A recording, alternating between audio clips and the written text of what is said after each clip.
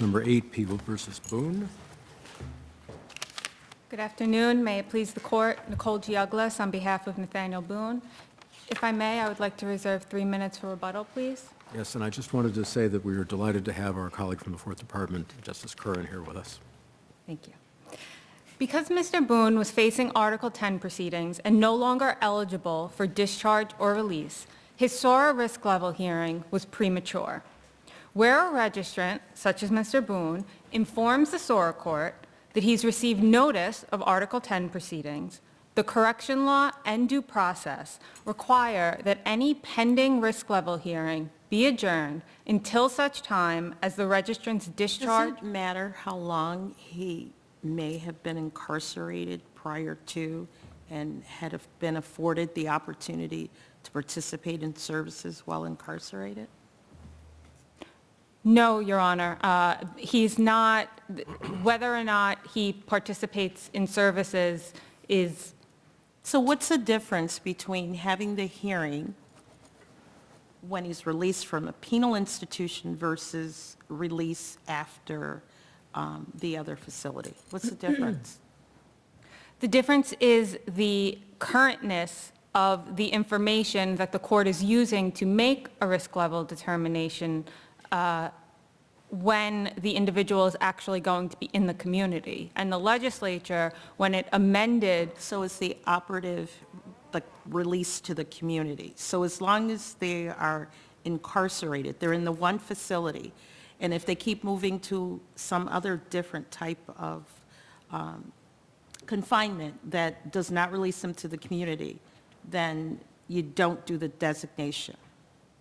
Is that your argument? Correct. If you are in continuous New York State custody on this underlying criminal action that subjects you to registration, which as the way that the law exists as it does now. Which includes the civil confinement, is that what you're including that likewise? Article 10 civil management, yes, which is premised on the individual being what Article 10 defines as a detained sex offender. So a person who is in the custody of a New York State institution because of a underlying criminal action involving sexual misconduct. And are they automatically in the custody of those institutions with safeguards because of their status as criminal sex offender? Because there was a question in the last appeal concerning the hospital community itself, the patients, the people who work there, maybe the people who are visiting there. That's an extension of the community at large as well. So I'm wondering whether there are safeguards in place for that segment of the community in the hospital setting. There are. So Article 10, when it was enacted, Mental Hygiene Law, Article 10, includes a provision that creates secure psychiatric forensic facilities that specifically are limited in terms of who can be maintained and committed in those facilities. So they are only in a facility with other individuals who are detained under Article 10 or are perhaps receiving treatment while they're serving a correctional sentence for a sex offense. So what about the staff? Are they part of that community?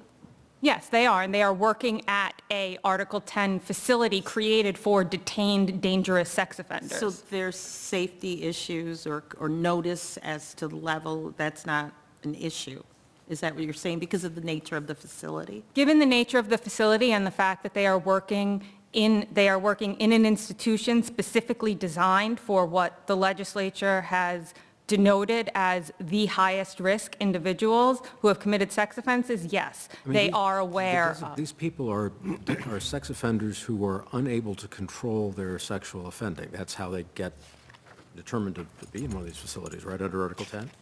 They've either been or they're determined that serving way, others. or the state is alleging that they are. And Yeah, so the people who work there know that they're dealing with people who are really even above level 3 in a sense. yes, that the state believes are above level 3. Yes, that would be correct. Counsel, you said you had a statutory argument, which I understand, and a due process argument. What's the due process argument?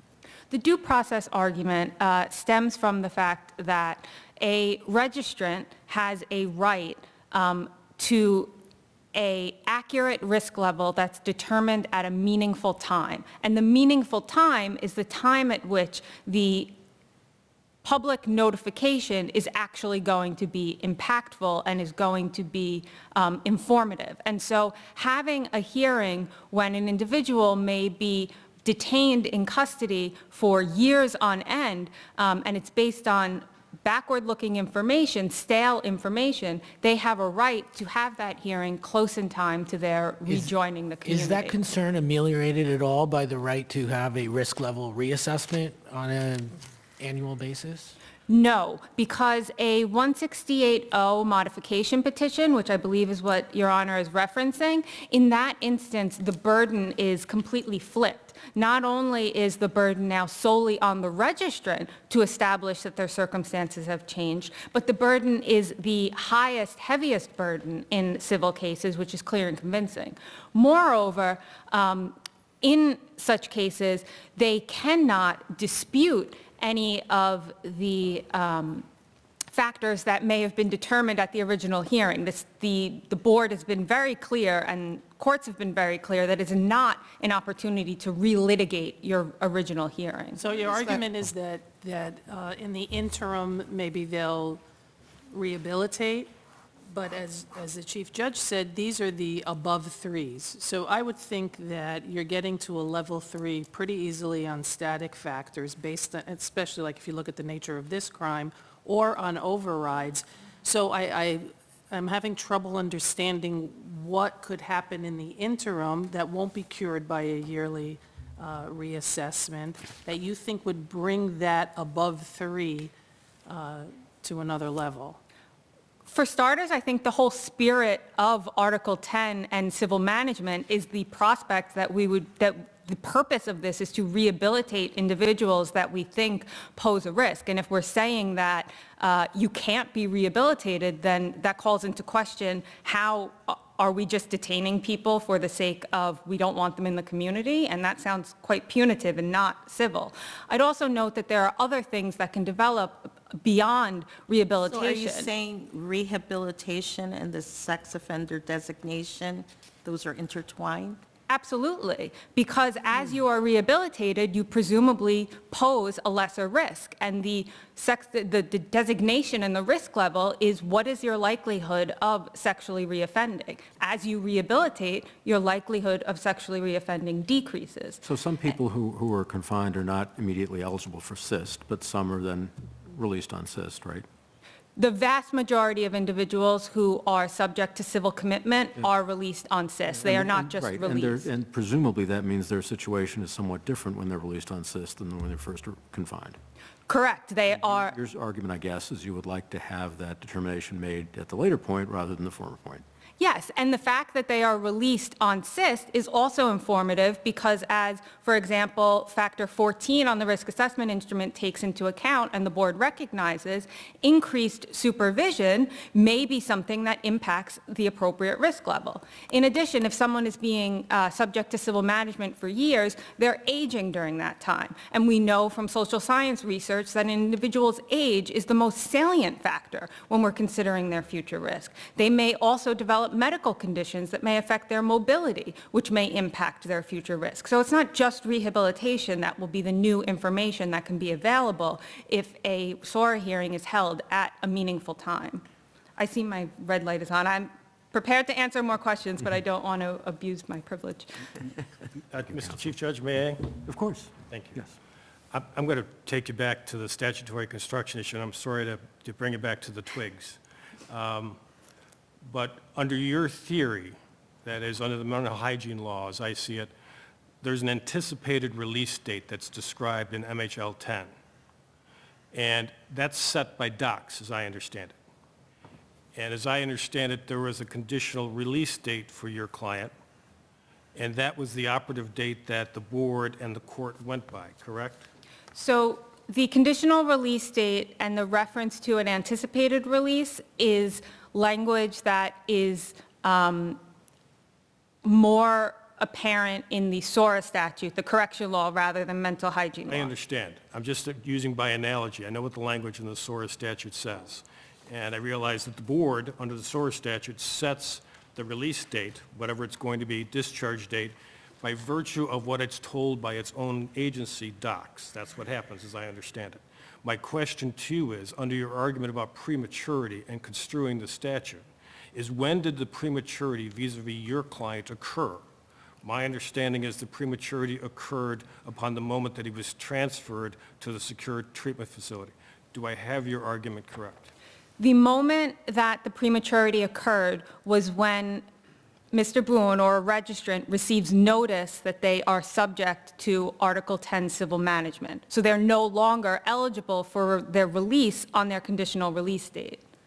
So that may predate their transfer to a secure facility because they may elect to stay in DOC's custody or they may transfer. Just by virtue of the notice. Yes, that is, The AG doesn't have to apply for a securing order under SORA or in the mental hygiene law, mental hygiene law? in Mr. Boone's case, there was a petition filed by the time of the SORA How hearing. do we know that? That's not in the record. That is in the record in, Petition?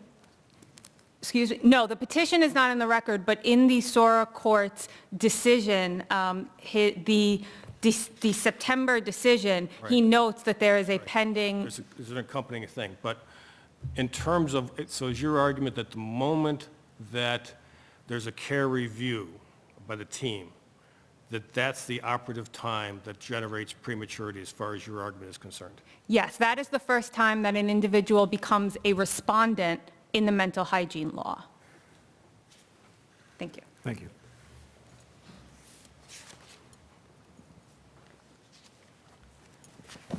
Good afternoon, Your Honors. Natalie Ray of the Legal Aid Society for Mr. Cotto. I will simply, of course, we completely agree with the reading of my colleague as to the statute, but I would like to address some of the concerns that the people raise and that the court has raised as to the staff in these mental institutions. I think we all care about the staff of the mental institutions. The legislature certainly did, I'm sure, also. But I think that we also care about the staff in the correctional facility. I don't think that one wins over the other. And we don't have a SORA hearing at the time of sentencing to say that this sex offender, the sex offender who is sentenced at that moment may be the same person who goes into Article 10. So I think that the purpose of SORA is the public. It is not, we care, and I'm not saying we don't care So about. that's an interesting dynamic, because if incarceration isn't a part of the sentence, and the person is released under probation supervision, the designation occurs right away, correct? Correct. But you're saying if they stay in, they're somehow being treated differently, even though they have convictions at the time they are required to be determined at a point. Correct. So there's a difference in the law in the first instance. If you walk out the door from the courthouse immediately, you have a designation. If you go to incarceration, you actually, in addition to serving time because there's a determination that a penal sentence is appropriate, but you're getting benefit of that impacting your designation, correct?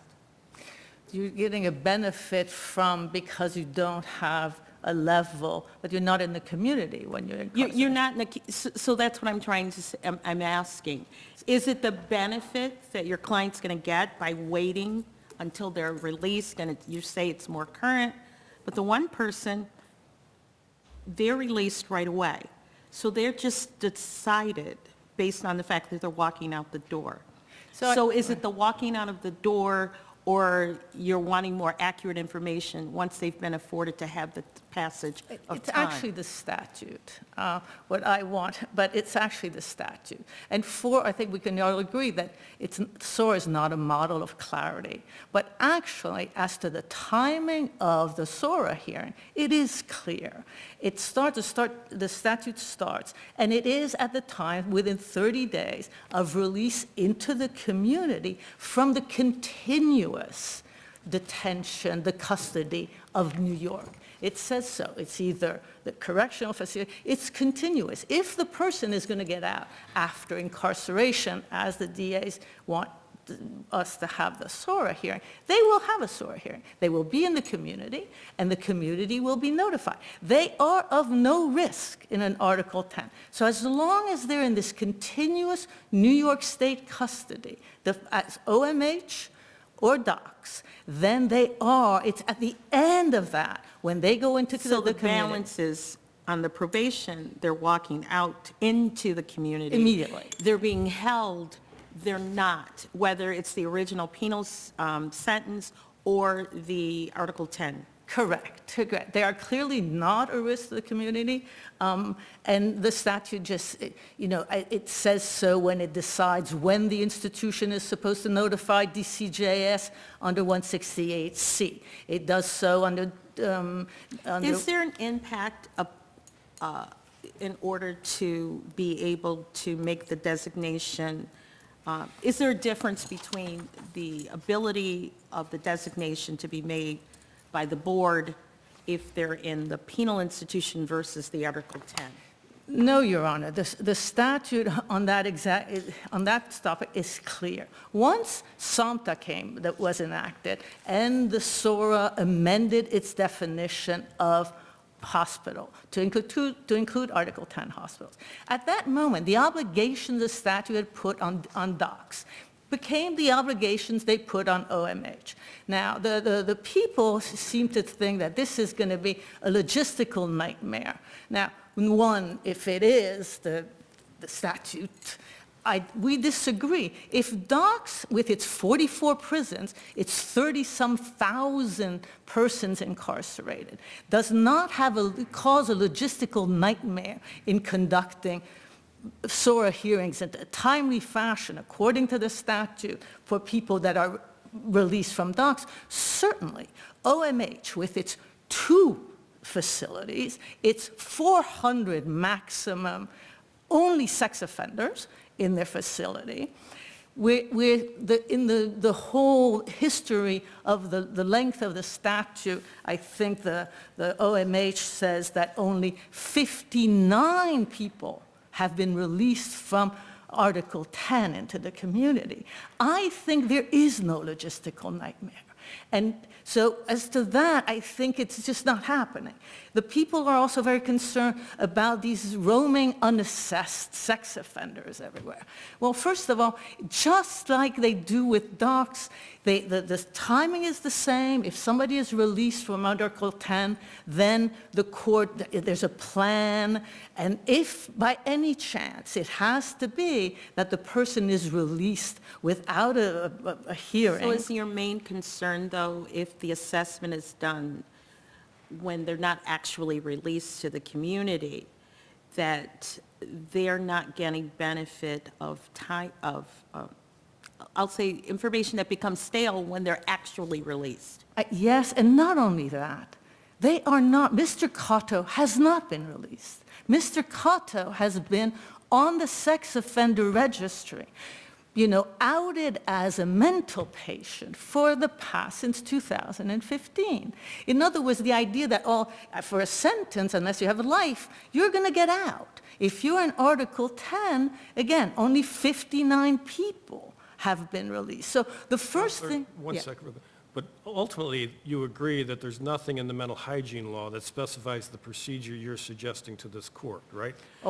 It would have to be sort of contrived by both OMH and DOCS to make it work, because as the other side points out, there is no notice to the sentencing court, to the DA's office, it's only to the AG's office. So you're looking to have a procedure devised by the court outside the legislation? Absolutely not, Your Honor. I must disagree. Once SOMTA was enacted and the definition of hospital, which was not before, including in Article 10, then the release from a correctional facility or in Article 10, the same requirements come in. When you say the same requirements, forgive me for interrupting you again, but that's where I want to drill down a little bit. That's for registration purposes. That is, the hospital, as I understand it, now has an obligation to notify the person that you have to register. But in terms of the procedure that's specified in SORA for involving the DA's office, the sentencing court and the like, that's not specified in MHL statute. It's not, you don't need a separate notice under MHL because it all is under SORA. So the notice that the people mention often, first I'm going to go to the registration. Yes, C and E refer to registration and DCJS, et cetera.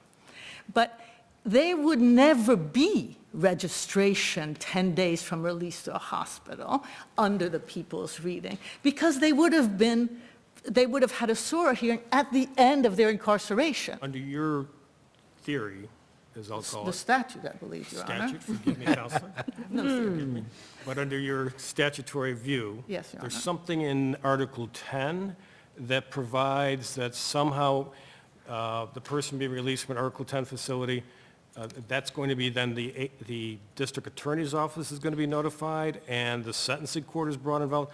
Forgive me, I did not see that in Article 10 or in SORA. If you can point that to me, Absolutely. I'd be grateful. Let me walk you through it. Under 168, okay, the notice registration under C and E is clear, 10 days from release from a correctional facility in a hospital, no problem. Once you get to 168M, there it says there's no express, let me go back one second. There is only one express stated notice in SORA to the DA, and that is by the sentencing court after it has received the recommendation of the board. Whether that recommendation, and the board has done its recommendation, 120 days from release into the community. So we're back, whether you're released from DOCS or from OMH, you don't need separate things. The statute says so, M says so, that by 120 days, the correctional facility, the board will have received from the So correctional your facility. argument is the infrastructure is put in place, whether it's the penal institution or the secured facility? And yes, Your Honor, specifically after the enactment of SANTA by changing the definition. Thank you. Can I just ask one Can quick I have question? some reply? I forgot to ask for my reply. Yes, we'll save a couple minutes Thank for you, for reply. Quick question. Those 59 people who were released from Article 10 management, did they get their initial SORA risk assessment when they were leaving incarceration or when they left facilities? Do you know? No, because this is under the OMH, the report from the commissioner of OMH puts these numbers out, and no, you don't have that. But it could be that some of these people were out, let's say they were out in the community on post-release supervision, whatever. So they did have a level. What's important in adding in the hospital, it has to be the continuous, the end of the continuous custody. Because if not, all the rest, you would have to take out the word hospital from 168C, from 168E, et cetera, et cetera. Thank you. Thank you.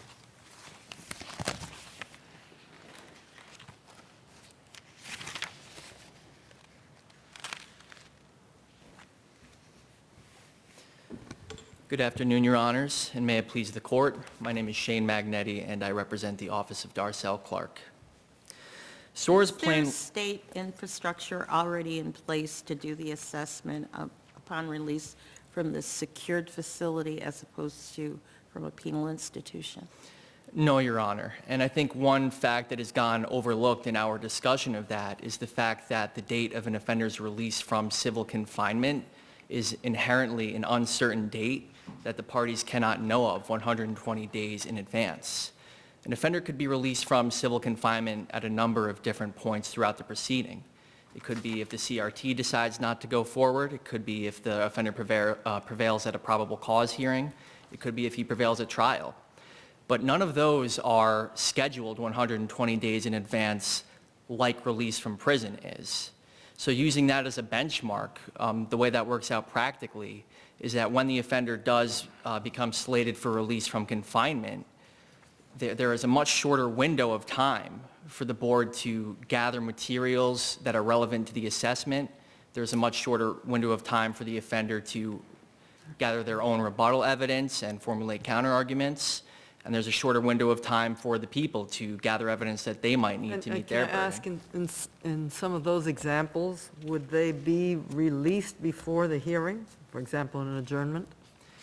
Released from the Article 10 facility? Yes. Yes, Judge. Yes. It could happen that if the parties don't have notice of the release and that the division only finds out like 10 days before release is And in imminent. response, Judge Troutman, you're saying that there is no governmental mechanism now in place to address that particular period of time?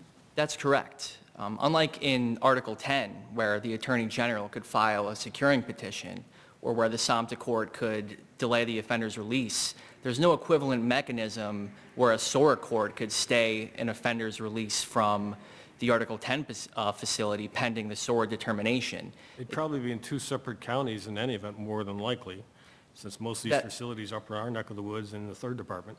That's absolutely correct, Your Honor. What happens, for example, you mentioned this a second ago, there was a case, I think, that came to this court a few years ago called Donald G. And the basic fact pattern was it went to trial in Auburn, New York, and the individual on Article 10 was found to be not so dangerous as he had to be confined. So the state had to apply for a stay to hold him in there on the Article 10 for the appeal. But theoretically, that individual could have walked out of the courtroom, as I understand it, without any SORA adjudication whatsoever. Am I correct? You're correct, Your Honor. The individual could have walked out without one. At that point, I will say, it's not that these sex offenders are just escaping into the ether altogether without a hearing. It's that when they leave these facilities and the parties to the SORA hearing have such short notice of it, the mandate is to conduct the hearing under Section L8 of the correction law, of 168 of the correction law, which requires the court to proceed expeditiously. Now, the term expeditiously does not contemplate that same 120-day window that you would find in 168M So how would an offender account for rehabilitation in those circumstances? by a modification petition, Your Honor. Rehabilitation and much of the factors that the defendants have identified here are all speculative factors that might not ever happen. Are there no circumstances where an inmate is released from DOC's custody without 120 days' notice? Are there no I'm sorry, could you repeat the question? Sure. Are there inmates who are sometimes released from DOC's custody without that having been determined more than 120 days in advance? I'm not sure if there are inmates who are released. How about clemency? You get 120 days' notice? I'm not sure Pardons? how that works in Don't know. the event of Do clemency you know or if more than pardons. 59 people have been granted clemency or pardoned? I'm sorry? Do you know how does that number compare to 59? We're talking about a very small population here, I understand. Would you agree with that? It is a small population, Your Honor. I would And say so what I'm that trying to find out is there a comparably small population, or maybe even a somewhat larger population, where you don't have the 120 days notice, and you may also have an issue in trying to get the wheels of SORA moving? Well, that may well be, Judge, but I think the difference is that when an offender is released from DOC's custody, they still have jurisdiction over that defendant. Whereas when these offenders are being released from OMH, there's simply no mechanism that would allow the court to, as the visiting What justice. about, you mentioned that section of 168, the expeditiously as possible section. I think this might be the same question that the Chief Judge just asked you, but this is a small population that sort of evades the normal course of processing, of adjudication of a risk level. But there's a provision in there, a sort of catch-all, to account for these I don't want to use improper adjectives, but for these situations where the normal way of doing things, for whatever reason, doesn't work out. But that seems to be exactly what that section is addressing. Well, yes, it is sort of a catch-all to encompass the offenders who are not within that 120-day window. But the concern that I have with that section is that those offenders are at more risk of being inaccurately classified than they are as if they were afforded the 120-day window that they would. Why is that? Because all the materials have to be gathered up quickly? Because of the condensed time frame. And under that section, this is where I'm confused, and maybe I'm not getting it, thank you. As expeditiously as possible, I've got that statute in front of me. But there, again, there's no provision for the board to have done its work Because it's only after the board does its work, does the court then have a compulsive, a requirement to act. So the board hasn't been involved. I suppose the DA could be notified by the sentencing court, but let's assume the person has never gone through the board. That expeditiously as possible doesn't involve the board. The board's supposed to go before the court, right? I mean, so how is the board involved under that subsection 8 or whatever it is that you pointed us to? Well, the way ultimately that I think the board and the parties to the SORA hearing get notified when the hearing proceeds expeditiously is that the offender has to send an updated registration form to the division. The division then circulates that form to the law enforcement agencies having jurisdiction. So that's the way that they find out about it, but the issue is by that time, that offender might already be out in the community. And expeditiously is meant to minimize the amount of time that these offenders are out in the public interacting with people without any registration or obligation requirements in place. Well, and as possible is meant to qualify the expeditiously. Yes, to minimize the amount of time they're in the community, Judge. Counsel, let me take you to the twigs, as I called them a minute ago. The appellant here argues that, even though, as I read the brief seems to say it's because Mr. Boone had been transferred to the custody of a secure treatment facility, that was the activating point. Today, I heard an oral argument from Boone's counsel that no, it's when the CRT, the care review team, sends a letter saying, we're looking at your thing, your situation here, sir.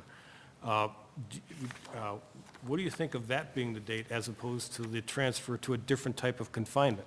That's where I thought the Boone appeal was going, was because he was confined to another facility, he was still confined. But now if it's the moment that person gets a letter, somehow stays the SORA review, does that stay the board's review? So I'm not sure how that would work. Well, Your Honor, I think the statute lists a few different points at which it is appropriate for the court to conduct the SORA hearing. The plain language of the statute authorizes the court to proceed 30 days prior to an offender's discharge, parole, or release. And that's all set forth on the DOC's website, correct?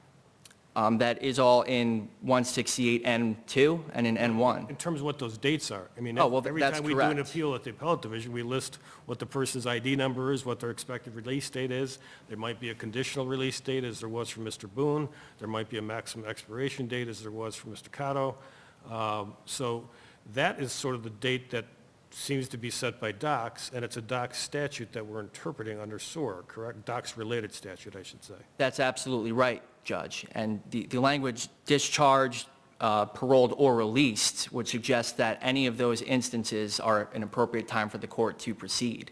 And in these cases, And both those are of terms these... of art that tie into other portions of the correction law. If you look at Section 72, it defines confinement. If you look at Section 201, it talks about release. 203, I think it is, that actually talks about release for sex offenders. So when DOCS talks about conditional release and they put it on their website, it's a very specific sort of meaning, correct? Yes, it is. At least as the way DOCS understands it, it's released from DOCS custody. And in these cases, defendants Boone and Cotto were both discharged from prison.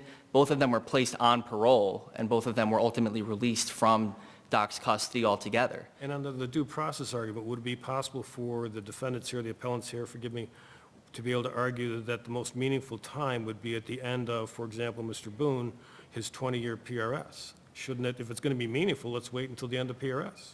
Well, Judge, I think that argument misunderstands exactly what the meaningful timing requirement is. The meaningful timing requirement simply requires that the offender has an opportunity to be heard prior to the deprivation of the liberty interest.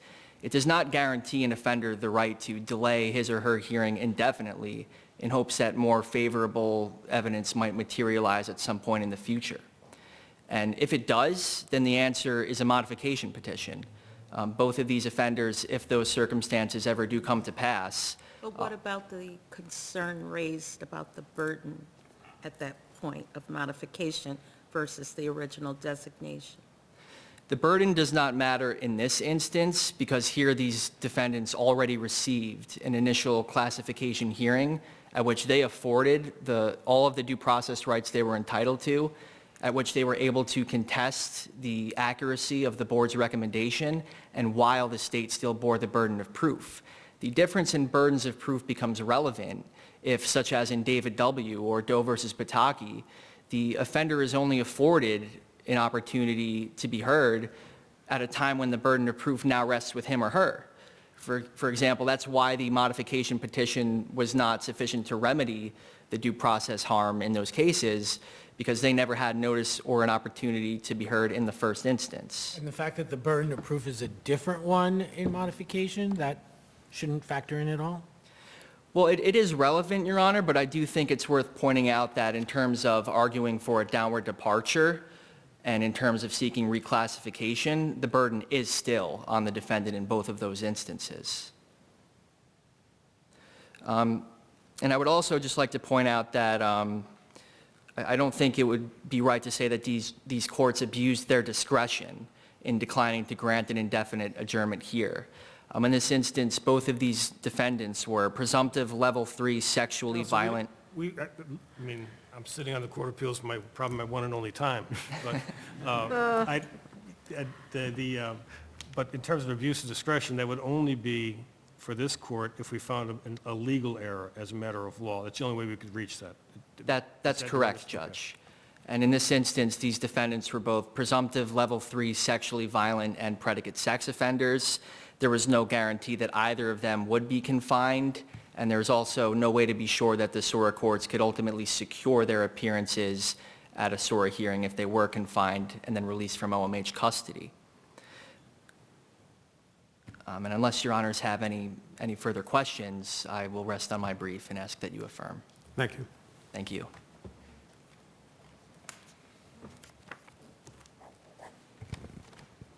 Thank you.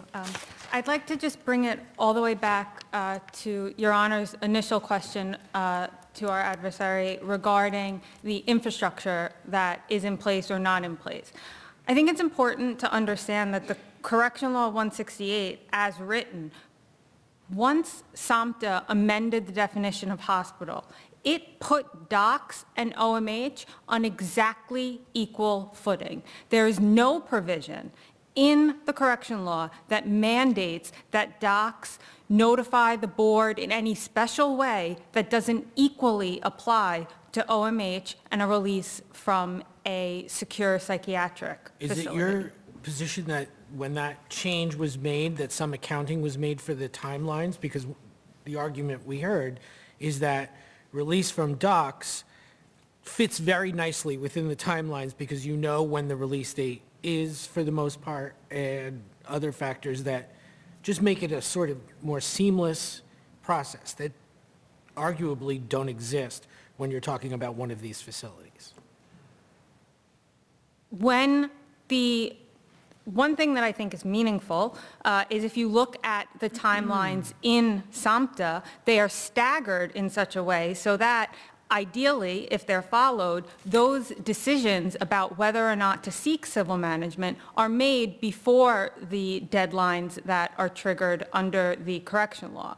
Moreover, the idea that, that you are unable to determine when an individual is going to be released in advance when you're talking about Article 10 is a red herring.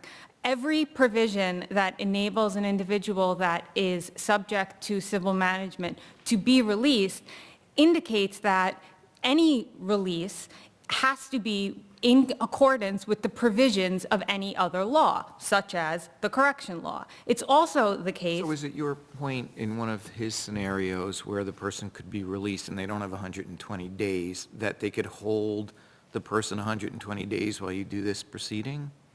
No, the same way that if an individual is subject to release from docs and they haven't followed the 120 days. Chief Judge Wilson, you asked about, are there instances where docs doesn't have 120 days notice? And there certainly are, where, for example, an individual is granted parole release, where an individual may have lost their good time and then been given it back. And you regularly see that the board is able to pull the information together, and ideally, the hearing will be held. We're talking about an extra risk here, right? I think somebody described it earlier as level 3+. So anyone who's going into this process, there have already been indications that they are so much of a risk that they are not able to be released into the public, right? And now, all of a sudden for that small class, so I think it's a very different class than those that are getting pardoned or getting clemency. These are people that docs considers so dangerous they can't be released when their sentence is up.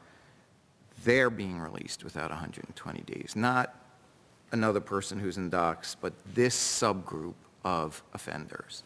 Does that make a difference? The only way that they would be released without any sort of advance notice is if... But enough advance notice. Without enough advance notice is if an independent court has found, based on evidence, that the individual actually isn't as dangerous as perhaps the state suggested by Right. filing a petition. But let's say they are still a presumptive level 3 sexually violent offender. Do you know how many of those are released without sufficient time to go through this process? I don't know how many. I do know that in the entirety of the enactment of SAMHSA, in terms of, for example, where there wasn't enough for probable cause following a petition, that happened in 5 cases. It's also the case that if an individual has any sort of parole or post-release supervision as part of their penal sentence, then DOCS does and can impose as a condition that they can only be in the community if they have a risk level, in which case they could, for example, be taken back into DOCS custody and put into a residential treatment facility pending the SORA hearing. So there are plenty of mechanisms in place. And the legislature could have included in the statute, in SORA, no one without a risk level can be in the community. They could have done that. They did not. Instead, in multiple instances throughout the statute, they created circumstances and instances where individuals who do not have a risk level are still required to register, they're still subject to law enforcement oversight, and they're in the community for potentially brief periods of time without a risk level. Thank We you. ask that you reverse. Thank you.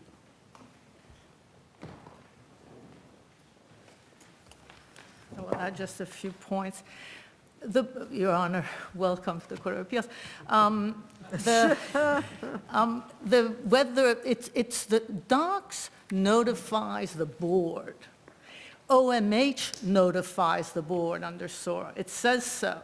And under the SAMHSA timing, as we say, they look in tandem. You should know all this. What? At the time of the SORA hearing, we should know this.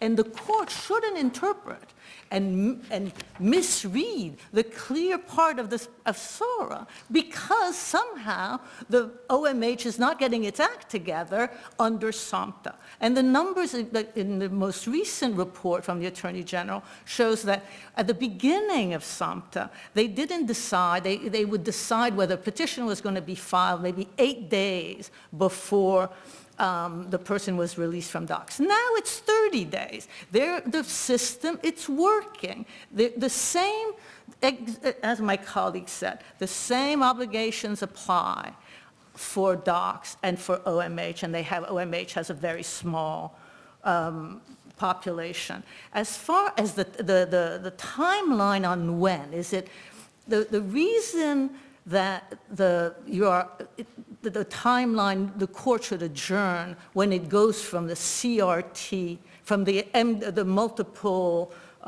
disciplinary group to the CRT review, is when SAMHSA decides that our client is a respondent. He is then in Article 10 proceedings. Now, in the case of Mr. Cotto, it's important that that be the time, because if not, the court can just, as it did with Mr. Cotto, deny an adjournment. Right? The court knew, the SORA court knew. He was referred to the CRT. The CRT, I'd asked for a psych evaluation. That was key to whether or not there was going to be a petition. And the court said no. It can't happen. It shouldn't happen, because when he became an Article 10, in an Article 10 respondent, that was the time the Counsel, court had. does the court have any authority, I don't know the answer to this, but does the court have any authority to assign a conditional risk level? I think that that's my only experience is that some courts do and some courts don't. I don't know Yeah, it. sometimes when there's an adjournment and they haven't decided something, they'll agree, right, that will give this, I think I've seen this again. But why wouldn't that be the answer if that's possible here? You give a conditional risk level. If the person, this protects the public, if the person gets out without notice, they have this conditional risk level.